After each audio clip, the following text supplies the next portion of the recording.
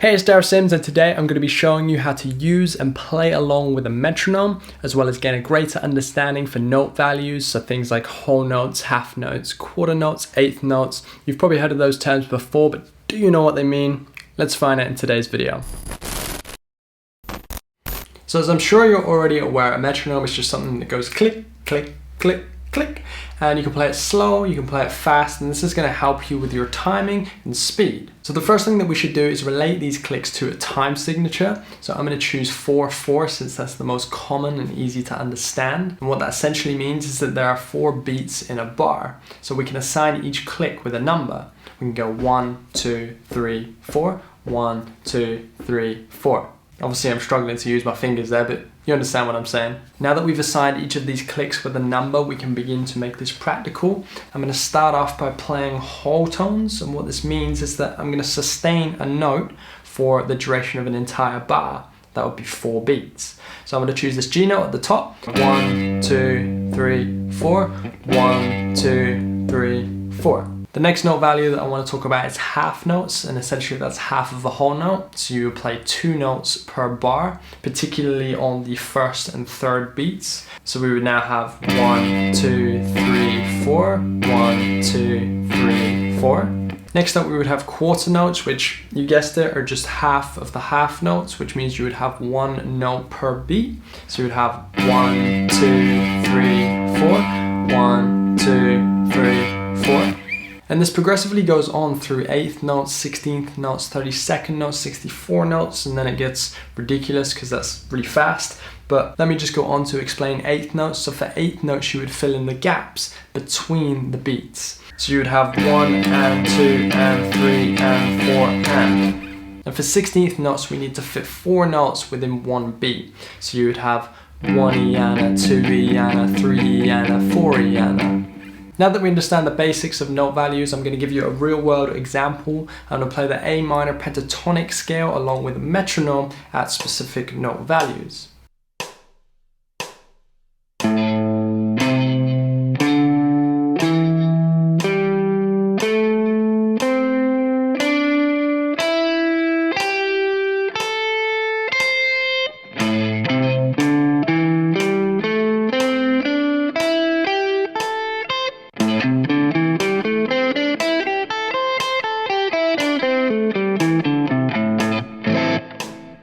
So that was at 60 BPM, which I consider a slow speed. Your interpretation of slow may be different than mine, and that's okay. It of course depends on the exercise that you're working on as well. But for general practice, I often encourage people to start at around 60 and then gradually bring it up to their desired BPM. Now there's one more thing that I want to try with you, and that's a 3 notes per string exercise, since the pentatonic scale is a 2 note per string exercise, which is great in most scenarios. But the next thing I want to talk about is triplets, and a 3 notes per string exercise is going to help us understand this a little bit easier. So in this example, I'm going to choose the G major scale, and I'm going to play 3 notes per click.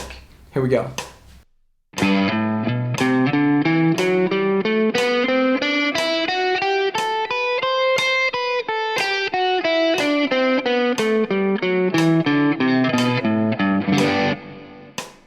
Now that's what's known as 8th note triplets, and if we double the speed of that, we would get 16th note triplets, which sound like this.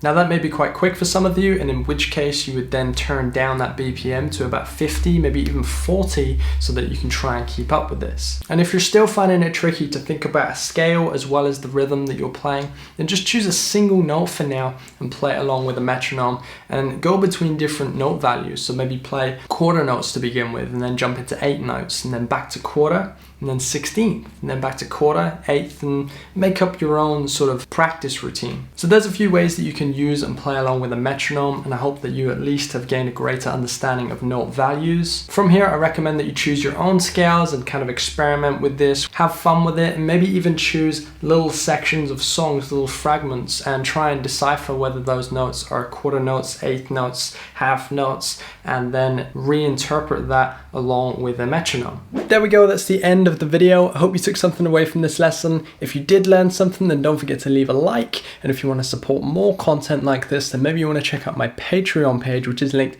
in the description below. Until next time, I'll see you in the next video.